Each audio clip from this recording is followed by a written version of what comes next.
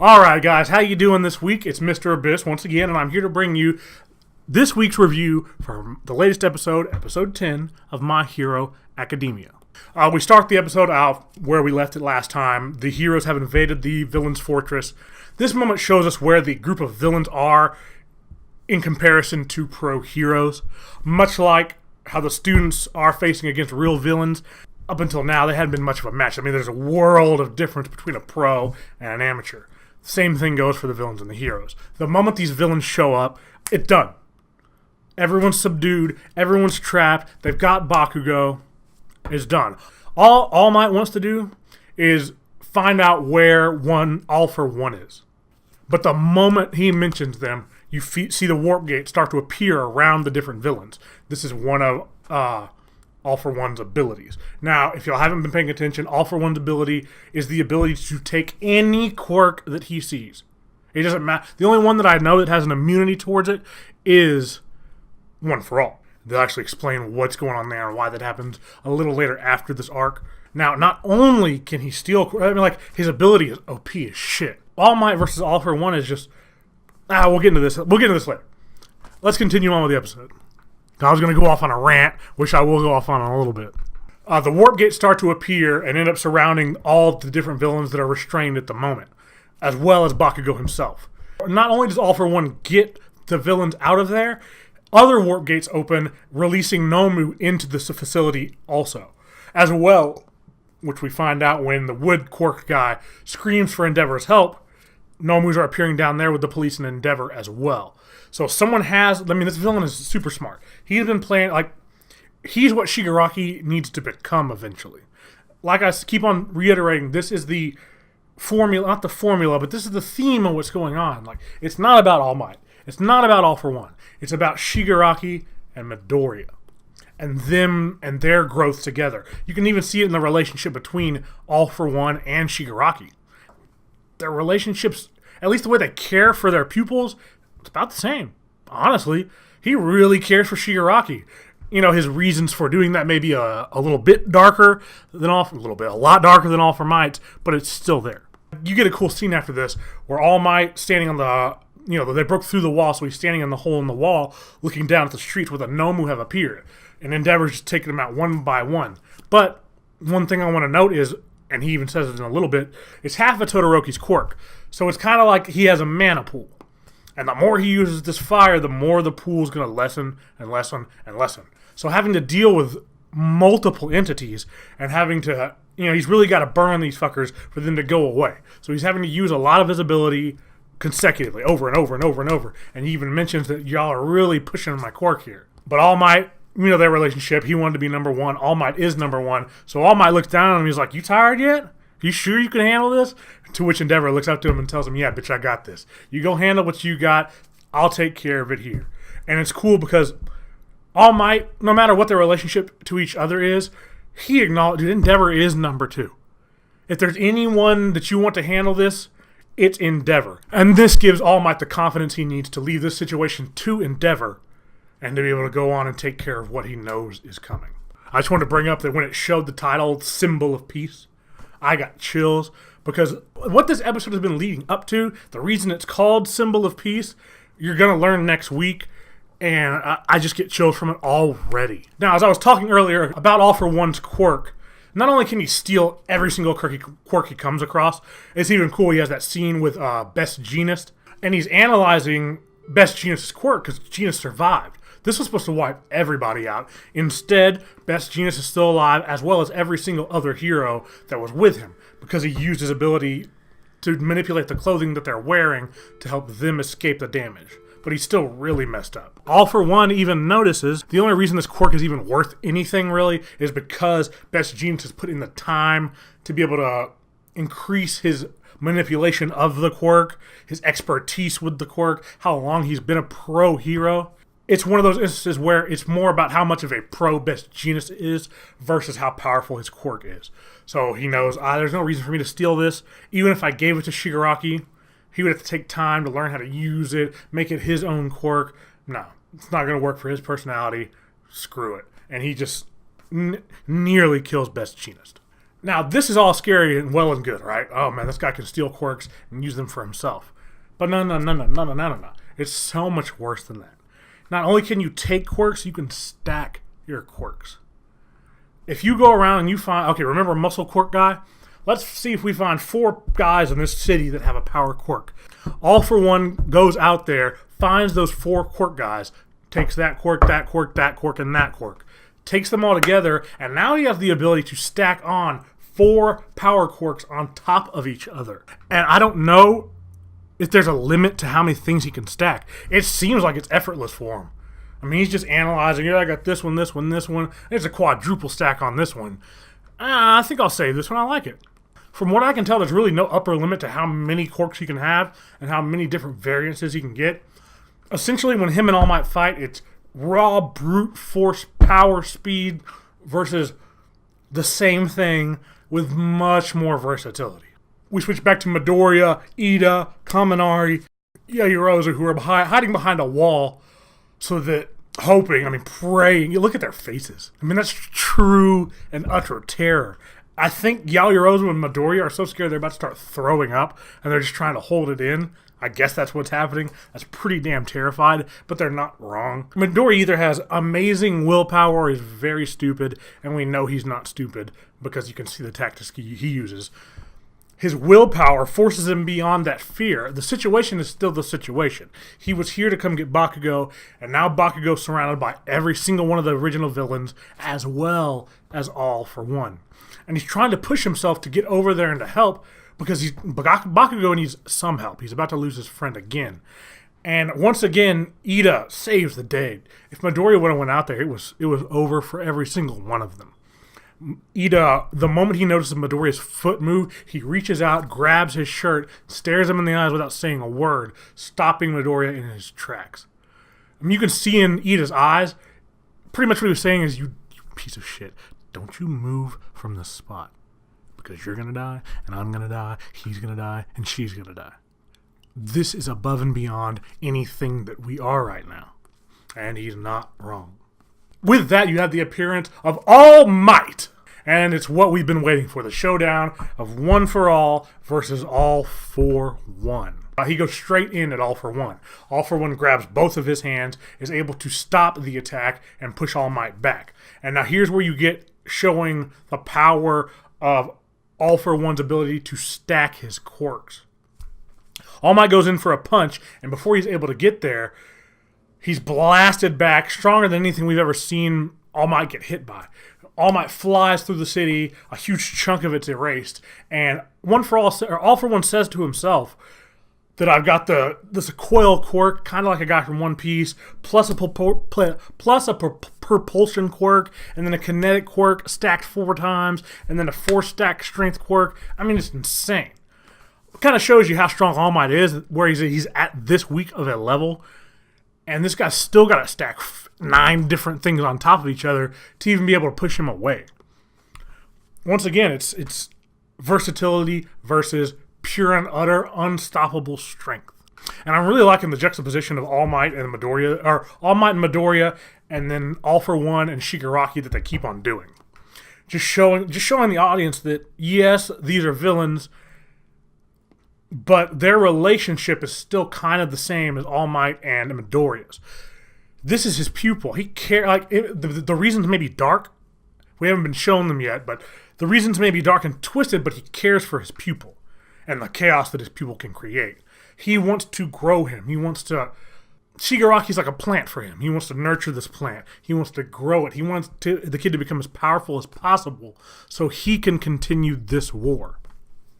And I was just thinking, I wonder if All for One can pass on All for One, because he was talking about, with Best Genius, how this quirk would not be good for Shigaraki. So it's going to be interesting to see where this goes from that, because he hasn't given Shigaraki quirks yet.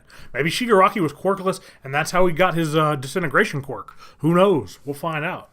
Now, this clash between All Might and All for One is to show you what the highest level of hero and villain truly is, and how everything else is leagues and leagues below them. It's to give us to go ahead and reinforce the fact that even though Midoriya is at 20%, it's not even really 20%. Like, he's got a long way to go. as does Shigaraki. These two guys are both places that those two people want to get to.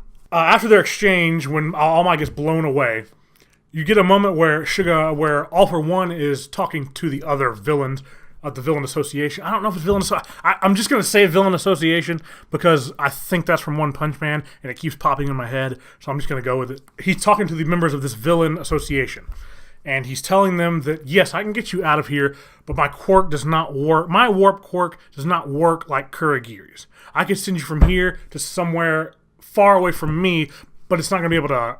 I'm not going to be able to precise pinpoint where I want to go unless there's someone there that I know extremely well. I guess it's kind of like Nightcrawler. Unless he can see the place, he's probably not going to be able to teleport there.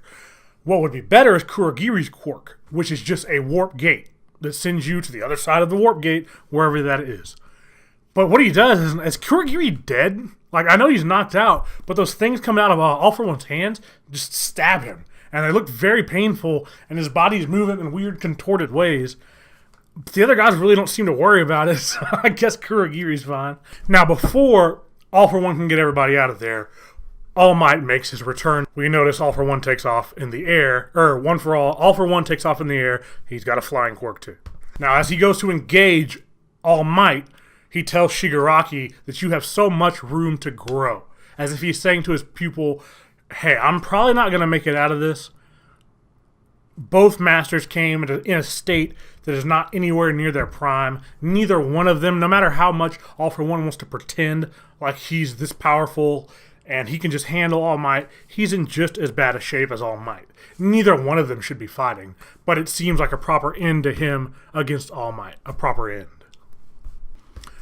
The next stage we enter into is on one part of the battlefield, you have All Might and All For One fighting each other. On the other part of the battlefield, you have Bakugo surrounded by the 6 different villains and Shigaraki. But the way the situation is playing out, All Might can't go all out against All For One because Bakugo is over here in the blast radius. You know, when All Might goes all out, things get destroyed. Cities get destroyed. People die. Like, you can't have this innocent next to him and him go all out and expect for him to be okay. But since Bakugo is surrounded by multiple different villains, he can't make his escape. So right now they're stuck in a rock and a hard place. All Might can't go all out, so he can't defeat All For One. Bakugo can't get away. Midoriya knows this. As crazy as the situation is, he still has a head about himself, and he knows unless we get out there, I know we can't fight. I know the dog guy said that we don't have the jurisdiction to hurt these villains, but if we don't attack anybody, that doesn't count, does it?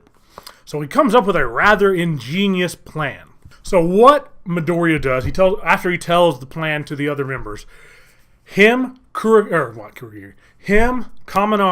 and Ida all gather together. So what you've got is they're going to use the propulsion of Midoriya's quirk, his ability to press off the ground and burst forward, coupled with Ida's overdrive, shooting them even faster.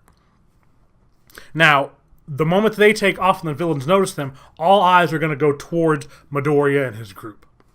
What they need Todoroki to do is come out and make a wall of ice tall enough so that no one could possibly reach them, except for All For One. But, as he notes, yes, All For One is stopping All Might, but the reverse can be exactly the same. They nullify each other. So essentially, you've got them using the art of surprise against the villains as they had used on them previously and taking advantage of the situation. They make it in the air and you have a moment, and the reason that he brought Kaminari along, and it really just like, I hate Bakugo even more, even though I'll admit later on I got chills with something Bakugo did, but like, he's so much of an asshole that they didn't need Kaminari. It could have just been Ida and Midoriya and Todoroki. But they brought Kaminari because if they would have gone out there and Midoriya would have screamed for Bakugo to grab his hand, Bakugo wouldn't have gone. Like, that's the stupidest shit. Like, I hate him. I really, do people even like Bakugo? Why would you like him? He's ruining it. Like, his personality is terrible. He doesn't work well with the other heroes. He's not even good by himself, really. They always hype him up to be this beast fighter, but, I swear there's multiple people in the class that could take him down. He's just intense. And you're telling me that in this dire situation where people are going to die, he's going to be that much of a baby that he's not going to shoot himself up and grab Midoriya's hand. It had to be Kaminari. That really bothered me. I think maybe I just have a negative view on Bakugo. I don't know. But that really bothered me. He has no grasp on the situation. It means nothing to him. If it was up to him, if everything was left to his devices and Midoriya wasn't a genius with reading people and figuring out a plan, Bakugo would have gotten every single person there killed. The villains would have won. All Might would be dead. Honestly, I really think that's true. But when Bakugo blasts off of the ground and the animation just like picks up instantly, it's really weird how these Japanese animation companies do it. You don't get usually one full episode of beautiful anime. Like, I understand they have multiple teams and different studios they use. I mean, I guess the budget just doesn't allow for it. You can't have a full episode of just beautiful graphics. You got to pick and choose where you use them, and they use them towards the very end right here. Bakugo blasts himself off the ground, and he takes off through the air, and you can see the stream of air just blowing over his body. His clothes are flapping in the wind. It's very beautiful animation. It looked really cool, and I'll admit I got chills off of something Bakugo did. Still doesn't take away from how much of an asshole he is. And it shows, just how I love the pro heroes. I really do.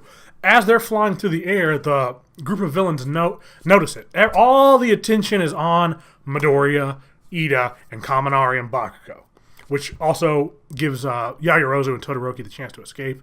Even though, couldn't they have escaped before? I guess they were just so scared they were afraid any noise that they made would have alerted All For One, which, hey, maybe it does. He might have a hearing core for all I know. But, like, there was a giant wall between them. I think they could have just kind of tiptoed away, but whatever. But they realized that the only two long-distance fighters that the villains had were Dabi and Kurogiri, and both of them are out right now.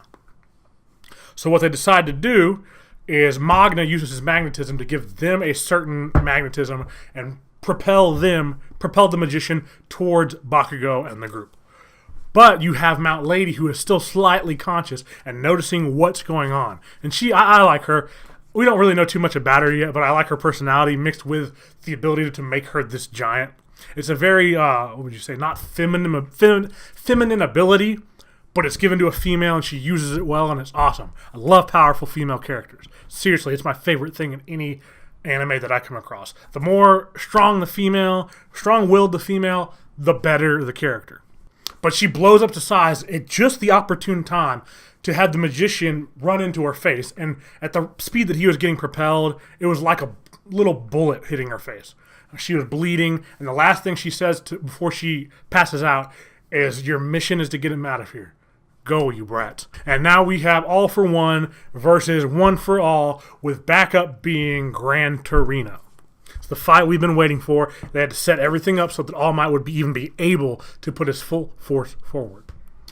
Now, what All Might wants to do is, while All Might is taking on All For One, to have Gran Torino go ahead and take out the other villains. But, hey, All For One means genius. He's smart. He knows the moment that this happens, he is now at the disadvantage, and he needs to get his student and his group out of there. So he uses this forcible quirk ability again. And once again, it looks like he kills the guy, but I guess they're not like... But I mean, they are tangible. He grabs people with them, so he really is stabbing them in the chest. So I'm not really sure what's going on there. But he forces the quirk out of Magna's body, and it explains in the show that the ability is to give females a certain magnetic pull and men a opposite magnetic pull. So he puts a magnetic field around the female villain, which draws all the other villains towards her and puts a warp gate behind them, which successfully gets his group away. Now, right after this happens, All Might has kind of had enough. So he powers up, charges out straight at All For One. And this guy's so smart. He uses that warp goo that he's using to surround Gran Torino and make him reappear right in front of himself. So you have this moment where I guess it's All Might really letting go, and he hits Gran Torino like an 80-year-old man directly in the face. He should be dead. All Might was not holding back. I don't know what kind of durability the Gran Torino has, but I don't think it's enough to take a full force punch from All Might right in the fucking face. So Gran Torino should be dead. He's not, though. I'm fine with it. But it's another instance of All for One manipulating All Might's emotion. It's not just that this dude is so powerful, it's that he's that evil. He knows how to screw with you. And he's going to get in your head, and he's going to make you think about things so that you're not paying attention to what he's doing. And you get a little insight into their history after that, where All for One is explaining that he was at the top. It was his.